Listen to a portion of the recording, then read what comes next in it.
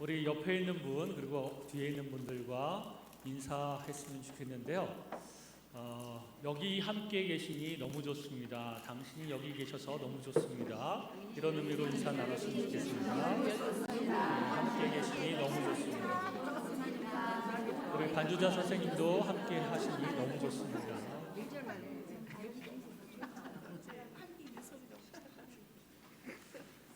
오늘 예배 전 찬양을 하는데 제가 찬양대원들한테 은혜를 받았습니다. 박수를 제가 막 이렇게 같이 치는데 와, 박수 부대가 온 줄 알았습니다. 네.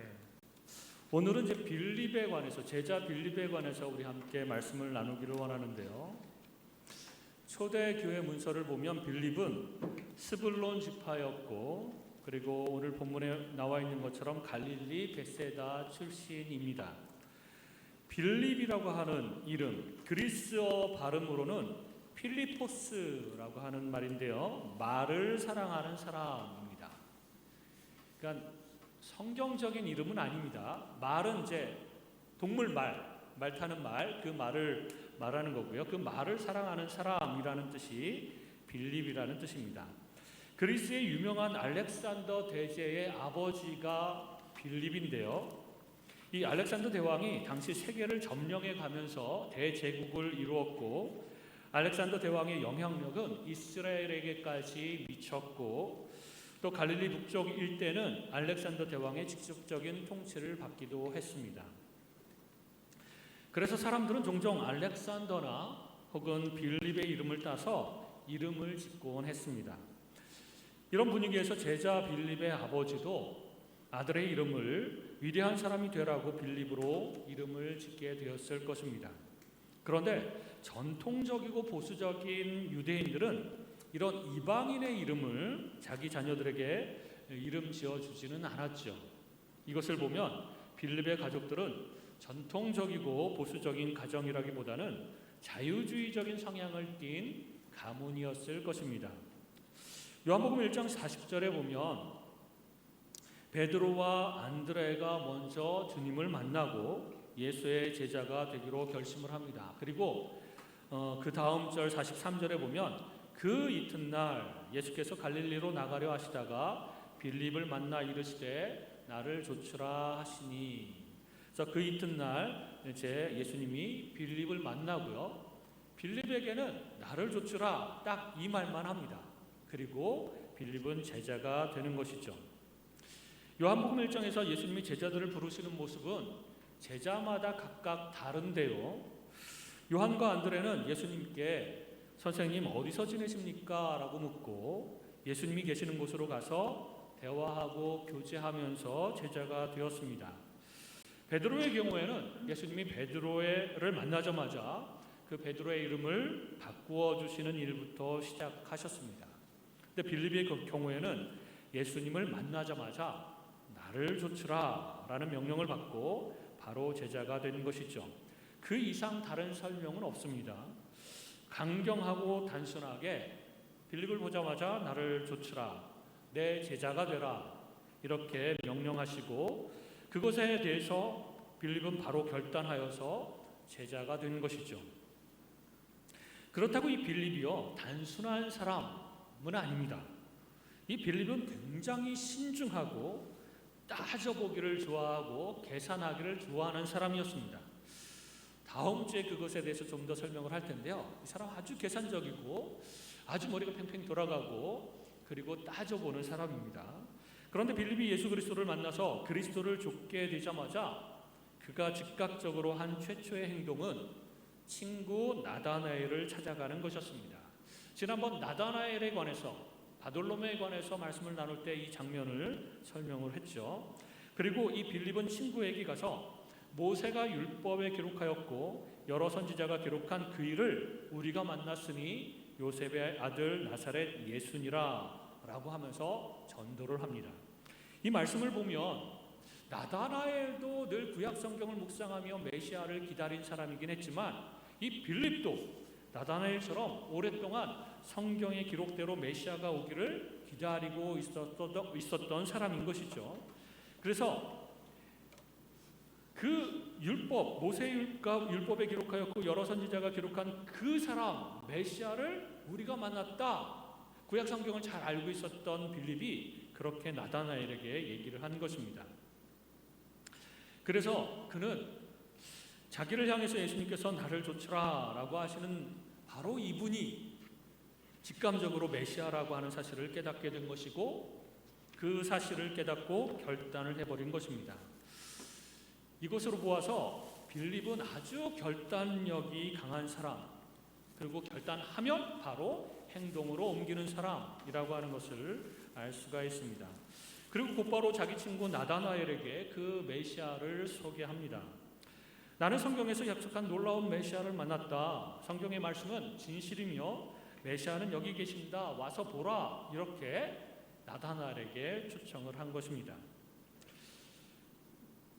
내가 말씀을 이해하고 깨달았을 때, 여러분 가끔 그렇지 않습니까? 설교 말씀을 듣든지 혹은 내가 성경 혼자서 성경 말씀을 읽든지 뭔가 크게 깨닫고 뭔가 내 마음속에서 성령께서 나에게 강력하게 그렇게 말씀해 주시는 것들이 딱 느껴지고, 아 이거구나 라고 했을 때 여러분 너무 좋지 않습니까? 그랬을 때 나만 좋아하십니까 여러분들은? 아니면 이 말씀을 다른 사람들에게 좀 전하고 싶은 마음이 막 이렇게 생겨납니까? 이 빌립은 바로 그런 사람이었습니다.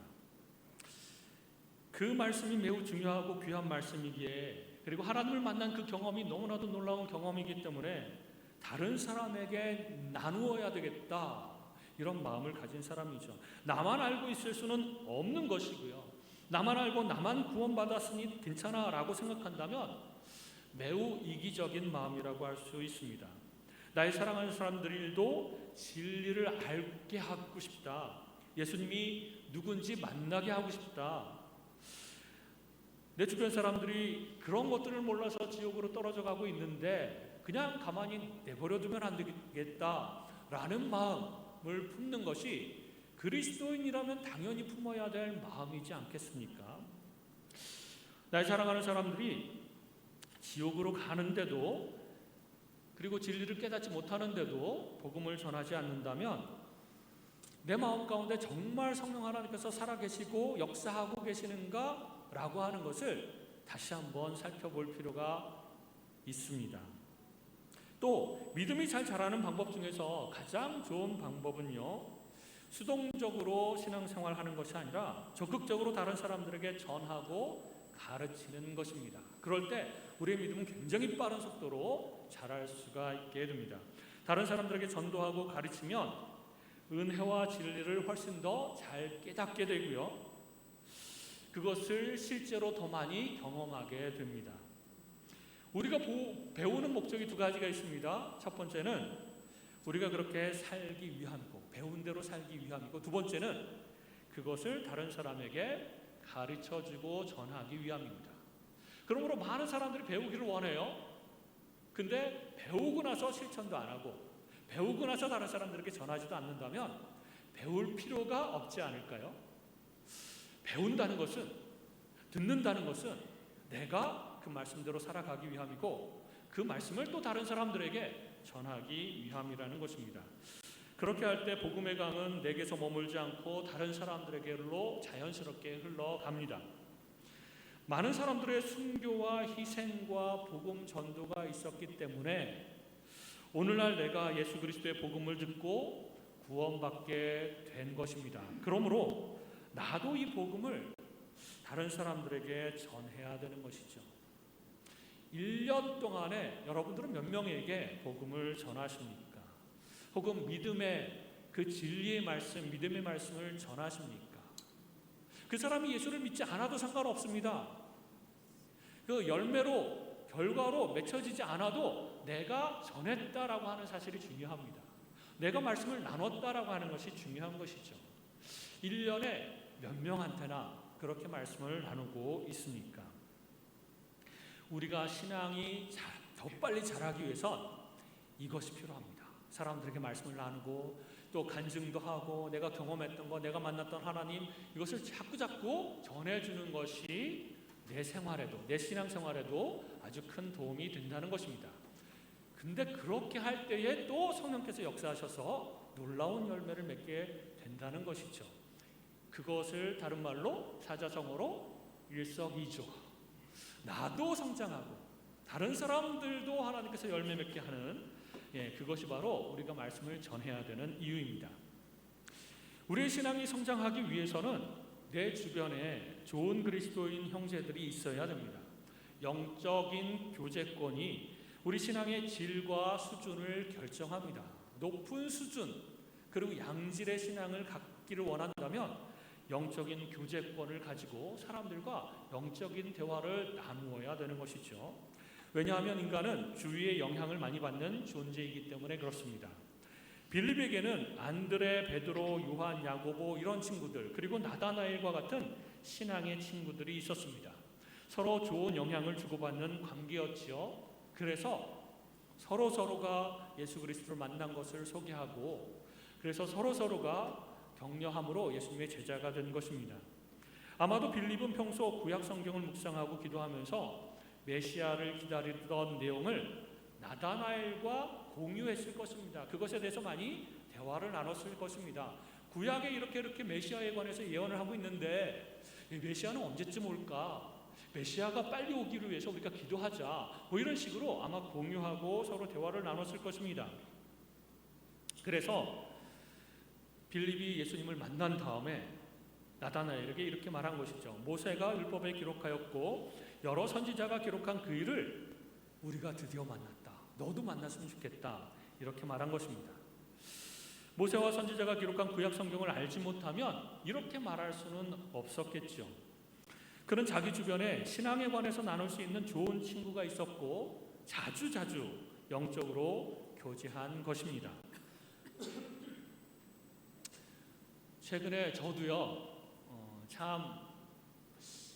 재미있는 사역에 이렇게 재미있고 보람되는 그런 마음이 많이 드는데요. 그것은 왜냐하면 수요일 저녁에는 수요 예배 끝나고 에스더 전도회, 여전도회 제자반 훈련이 있습니다. 목요일 저녁에는 마리아 전도회 제자반 훈련이 있습니다. 이 에스더와 마리아 여전도회 회원들과 일주일에 한 번씩 제자 훈련을 하면서 이분들이 각자의 경험과 고백과 결단을 나눕니다. 그것이 또 서로에게 격려가 되고 힘이 되는 것을 봅니다. 그러면서 어떤 사람이 믿음으로 살아가려고 하는데 안 돼요. 실패합니다. 힘들어요. 여러 가지 어려움들이 있습니다. 이것들을 고백하면 다른 사람들도 나만 힘든 게 아니구나. 저 사람도 힘드는구나. 이런 것들을 같이 공감을 하게 됩니다. 그럼에도 불구하고 내가 실패하고 힘들고 그랬음에도 불구하고 내가 힘을 내서 더욱더 주님께 순종하려고 하는 그 지체들의 노력과 그 모습을 바라보면서 나도 더 열심히 해야 되겠다. 여기서 포기하지 않고 더 한번 해보고 실천해보고 순종해보고 그렇게 한번 살아봐야 되겠다. 이런 도전을 서로에게 받는 것이죠. 이런 영적인 교제권이 우리는 꼭 있어야 된다는 것입니다. 한 사람만 있어도 괜찮습니다. 그래서 권사님 제가 이런 어려움이 있습니다. 기도 부탁드리고 기도를 했더니 이 문제가 해결됐습니다. 할렐루야. 그러면서 또 얘기를 나누고 그럼 또 옆에 있는 사람이 나도 기도해줬는데 잘 됐다. 그럼 함께 기뻐해주고 또 고민이 있으면 함께 기도하면서 한번 극복해보자고 함께 나누어주고 격려하고 위로하고 하는 그런 영적인 얘기를 나누고 그것을 함께 공감해주고 서로 격려해주고 하는 그런 교제권은 정말 우리 신앙생활에 중요하다는 것입니다. 이 빌립은 그런 교제권이 있었고 그런 친구들이 있었습니다. 요한복음 12장 20절에 예수님께서 나귀를 타고 예루살렘으로 입성하시던 그 다음 날 명절에 예배하러 올라온 사람 중에 헬라인 몇이 있는데 저희가 갈릴리 베세다 사람 빌립에게 가서 청하여 가로되 선생이여 우리가 예수를 배우고자 하나이다. 이렇게 요청을 합니다. 아마 헬라인은 이방인이고 빌립은 그 이름이 헬라적인 이름이어서 그 헬라인들이 빌립을 먼저 찾게 되었는지도 모르겠습니다. 그런데 빌립은 자신이 직접 그들을 예수님께 데려가면 되는데 안드레에게 먼저 가서 상의를 합니다. 안드레 형님, 형님인지는 제가 잘 모르겠습니다. 어쨌든 헬라인 몇 사람이 예수님을 만나고 싶어 하는데 어떻게 하면 좋을까요? 이렇게 의논을 하는 것이죠. 빌립은 이 문제에 관해서 혼자 생각하고 혼자 결정한 것이 아니라 안드레에게 가서 함께 의논하였고, 안드레와 함께 주님께 나아가서 여쭤봅니다. 헬라인 몇 명이 있는데 만나기를 원합니다. 이렇게 얘기하는 것이죠. 아마 안드레가 평소 사람들을 주님께로 인도하거나 소개하는 역할을 많이 했기 때문에 그랬을지도 모르겠습니다. 안드레가 그 오병이어의 주인공 그 소년도 예수님께 인도했죠. 그렇게 사실은 빌립은 계산적이고 생각이 많고 신중하고 그런 사람이었음에도 불구하고 많은 훈련들을 통해서 이제 혼자 생각하고 혼자 결정하지 않고 안드레의 의견도 물어보고 예수님께도 질문하고 내 생각이 올바른 것인지 어떻게 했으면 좋겠는지 여러 가지로 의논하고 함께 토론하고 대화를 나눕니다. 이 모습도 우리가 배워야 할 점입니다. 대체로 생각이 많은 사람들에게 가장 위험한 것은요, 혼자 생각하는 것입니다. 혼자 생각하면 인간은 오류 속에 빠지기 쉽습니다. 생각이 삐뚤어지기 시작하면 걷잡을 수 없는 것이 인간의 주관적인 생각입니다. 그래서 우리는 내 주관적인 생각을 다른 사람과 나누면서 객관적으로 평가를 받아야 됩니다. 내가 너무 극단적으로 치우치지 않도록 대화하고 토론해야 되는 것이죠. 그렇지 않으면 내 주관적인 생각만 옳다라고 여기고 다른 사람의 생각은 틀리다라고 생각하기가 쉽습니다. 그리고 영적인 교제권 안에서 보다 좋은 생각을 서로 나누고 공유하는 것이 필요합니다. 생각만 나누는 것이 아니라 서로 돌아보아 사랑과 선행을 격려해야 됩니다. 우리 선한 일을 함께 하자. 우리 서로 사랑하고 섬기자. 우리 말씀을 함께 실천해 보자 라고 하면서 격려하는 지체들이 있어야 됩니다. 그래? 나는 그런 생각 한 번도 해본 적이 없는데 와, 듣고 보니까 너무 좋은데? 그래, 나도 함께 동참할게. 이렇게 나누는 것이 필요합니다. 그러니까 우리는 생각하지 못했던 것을 다른 사람들이, 주변에 있는 사람들이 생각할 수도 있고요. 그래서 그런 생각들을 나누고 함께 실천하고 하면 우리의 영적 생활들이 더 풍성해진다는 것이죠. 그런 의미에서도 영적인 교제권이 중요하고 필요합니다. 그럴 때 내 삶이 영적으로 건강하게 성장할 수 있는 것이죠. 그러나 반대로 내 주변에 삐뚤어진 친구들이 있고 세속적인 친구들이 있고 극단적인 생각을 하는 친구들이 많다면 나도 그런 부정적인 영향을 많이 받게 되어 있습니다. 그렇다고 해서 그런 친구들을 버리라는 얘기는 아닙니다. 그들을 불쌍히 여기고 전도를 해야 됩니다. 그런데 그런 친구들만 있으면 안 된다는 것이죠. 우리 주변에는, 내 주변에는 꼭 영적인 교제권이 있어야 되고 성숙한 사람들이 있어야 되고 함께 생각들을 나누고 영적인 대화들을 나누고 함께 기도하고 격려하고 함께 선한 것들을 함께 하면서 함께 동참하고 이끌어주고 밀어주고 이런 사람들이 꼭 있어야 된다는 것입니다. 그럴 때 우리가 건강하게 될 뿐만 아니라 그럴 때 삐뚤어진 사람들, 세속적인 사람들, 극단적인 생각을 하는 사람들도 우리가 그 힘으로 조금씩 도와줄 수 있다는 것입니다. 중요한 것은 빌립처럼 자신을 지킬 수 있는, 그리고 서로 선한 영향력을 주고받을 수 있는 건강한 영적인 교제권이 반드시 있어야 된다는 것입니다. 반드시. 그래서 너무 생각도 많고 혼자 생각하기를 좋아하고 막 그러는데 혼자서만 생각하기 때문에 주관적인 생각만 하고 극단적인 생각하고 그 내 주관적인 생각을 평가받을 수 있는 길도 없고 그리고 선한 일도 서로 나누거나 격려하지도 못하고 하는 사람들은 신앙이 잘 자라지 않습니다. 오히려 삐뚤게 자랄 수 있습니다. 그러므로 이것들이 중요하죠. 우리 교회는요, 아주 대형 교회는 아닙니다. 그래서요, 여러분들이 목사들도 그리고 전도사님한테도 아주 언제든지 편하게 찾아올 수 있습니다. 언제든지 전화할 수 있습니다. 전화 차단하지 않습니다. 생각이 떠오르거든 혹은 대화를 하고 싶거든 연락을 하십시오. 근데 교육자들뿐만 아니라 옆에 있는 사람들한테도 한두 사람한테 계속 연락하고 얘기할 수 있는 그런 관계를 만들어야 됩니다. 그런 사람들이 꼭 그렇다고 한두 사람만 사랑하라는 것은 아닙니다. 그러나 자기가 고민이 있을 때 어떤 생각이 떠올랐을 때 이것들을 함께 나누고 내가 말씀에서 깨달았을 때 그런 것들을 나누고 혹은 내가 어떤 선한 일을 하고 싶을 때 함께 할 수 있는 그런 사람들이 꼭 필요하다는 것입니다. 그럴 때에 우리의 신앙은 빠르게 성장할 수 있습니다. 귀찮아 그런 거 다 귀찮고 나 혼자서 예배드리고 나 혼자서 그냥 집으로 가고 그러는 사람들이 너무 많습니다. 우리 교회에도. 그래서 오전 예배 딱 드리고 빨리 집으로 가는 그런 사람들이 있는데 염려가 좀 됩니다. 여기 수요 예배까지 오신 분들은 그러지 않을 것이라고 저는 믿는데요. 그렇게 영적인 교제권을 더 깊이 있게 그렇게 형성해 가면서 우리가 서로 격려하고 생각을 나누고 함께하는 그런 교회 공동체가 되기를 주님의 이름으로 축원합니다.